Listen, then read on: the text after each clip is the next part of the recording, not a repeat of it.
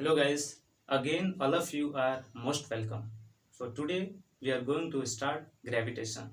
तो ग्रेविटेशन का ये फर्स्ट वीडियो होगा जिसमें इंट्रोडक्शन पार्ट करेंगे हम लोग। तो सबसे पहले देखते हैं कि ग्रेविटेशन के अंदर किन किन टॉपिक्स के ऊपर बात करने हैं। So let's start.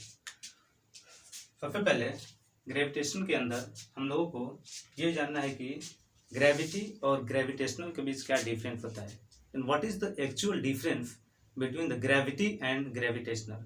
कई बार हमें ऐसा लगता है कि दोनों वर्ड सेम ही होते हैं, gravitation and gravitational will be same but still have difference. So next topic will be universal law of gravitation. ये काफ़ी इंपॉर्टेंट होगा, यूनिवर्सल लॉ ऑफ ग्रेविटेशन। कई सारे न्यूमेरिकल भी इन पे सॉल्व किए जाते हैं जिनका फॉर्मूला होता है F is equals to G m1m2 upon R square. तो जब टॉपिक हम लोग स्टार्ट करेंगे तो इसे डिटेल में पढ़ेंगे। And third will be the free fall. जो हमारा थर्ड टॉपिक होगा उसके अंदर हम लोग फ्री फॉल के ऊपर बात करेंगे, यानी फ्री फॉलिंग बॉडी क्या होती है। And again acceleration due to gravity. Free fall के अंदर ही एक टॉपिक आता है जिसे कहते हैं acceleration due to gravity. And next will be the Kepler's law. Kepler's law को हम लोग वीडियो के अंत में करेंगे। So let's start with our topic, the difference between the gravity and gravitational। कई बार हम लोग को ऐसा लगता है कि दोनों सेम है, लेकिन दोनों में काफ़ी अंतर डिफरेंट है। तो चलिए हम लोग इसे देखा जाए। ग्रेविटी जो होता है वो ग्रेविटी एक फोर्स ऑफ अट्रैक्शन होता है जो कि ऑब्जेक्ट और अर्थ के बीच होता है, यानी किसी पर्टिकुलर ऑब्जेक्ट और अर्थ के बीच जो फोर्स ऑफ अट्रैक्शन लगता है उन्हें ग्रेविटी कहते हैं। लेकिन ग्रेविटेशनल में ये नेसेसरी नहीं है कि अर्थ के अंदर ही ग्रेविटेशनल होगा। ग्रेविटेशनल कहने का मतलब कि किसी भी दो ऑब्जेक्ट या बॉडी, किसी भी दो बॉडी के बीच जो फोर्स ऑफ अट्रैक्शन लगता है उन्हें कहते हैं फोर्स ग्रेविटेशनल फोर्स।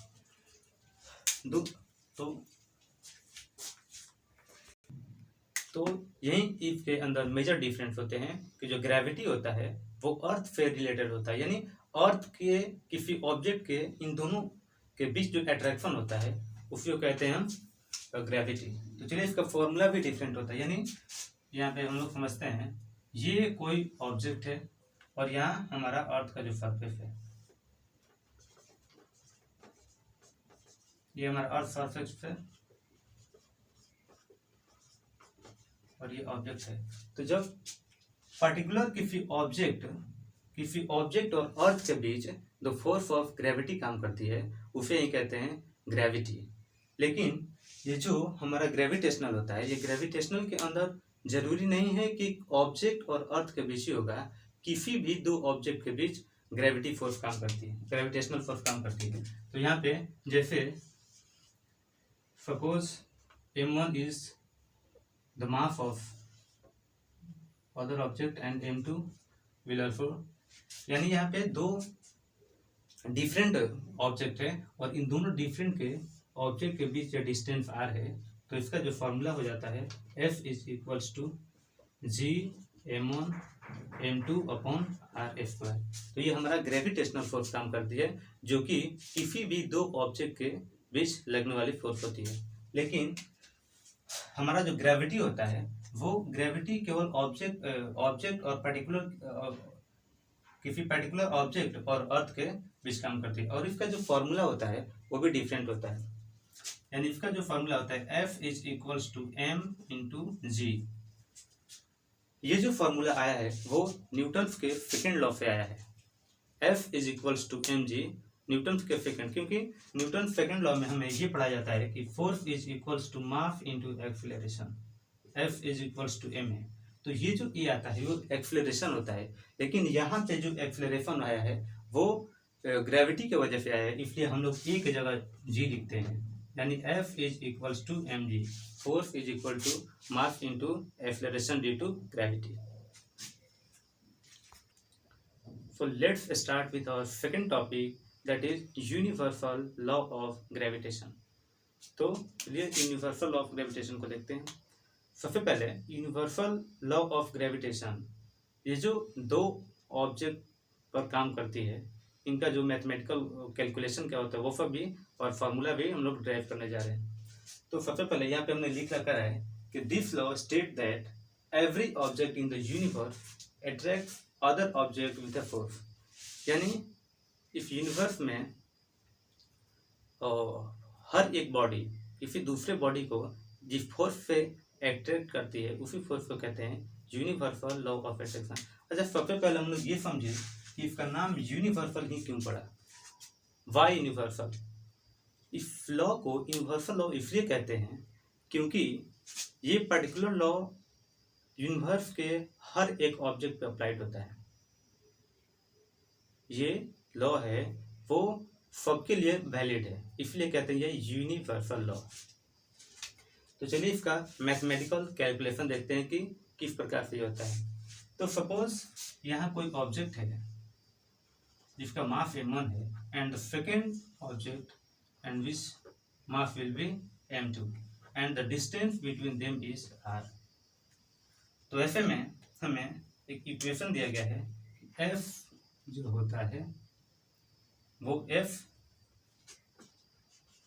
दो ऑब्जेक्ट के मास के प्रोडक्ट के डायरेक्टली प्रोपोर्शनल होता है। इक्वेशन हमने फर्स्ट मान लिया and f is equals to alpha 1/r²। ये हमारा सेकंड इक्वेशन। तो यहाँ से इन दोनों का f इज इक्वल टू ये है तो इसको इक्वेट कर सकते हैं, यानी f is equals to f जो होता है वो डायरेक्टली प्रोपोर्शनल होता है the product of two different masses and the inversely proportional is equal to the distance the square of the distance between them. ऐसे में f इज इक्वल्स टू हमारा ये g हो जाता है जो कि ग्रेविटेशनल कांस्टेंट कहते हैं। g को ग्रेविटेशनल कांस्टेंट कहते हैं and g m1 m2 upon r²। This is the formula of gravitational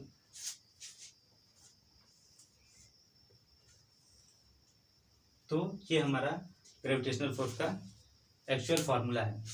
अच्छा, ये आया कहाँ से, आपको समझ में आ गया होगा। सबसे पहले हमने ये कहा इस लॉ में कि जो फोर्स होता है वो दो ऑब्जेक्ट के मास के प्रोडक्ट के डायरेक्टली प्रोपोर्शनल होता है and the distance between them के स्क्वायर के इनवर्सली प्रोपोर्शनल। तो ऐसे में हमने इन दोनों इक्वेशन से इक्वेट कर दिया इसे और m1 m2 को एक साइड ले लिया और f is equal to g m1 m2/r²। अब ये जो कैपिटल G होता है इसे ग्रेविटेशनल कांस्टेंट कहते हैं, where capital G is equals to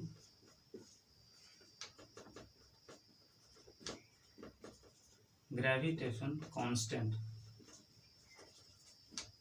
ये ग्रेविटेशनल कांस्टेंट है। अच्छा, यहाँ इक्वल टू का साइन कैसा है, देखो जहाँ कहीं भी जिस भी फॉर्मूला में हम लोग डिराइव करते हैं तो किसी भी प्रोपोर्शनलिटी साइन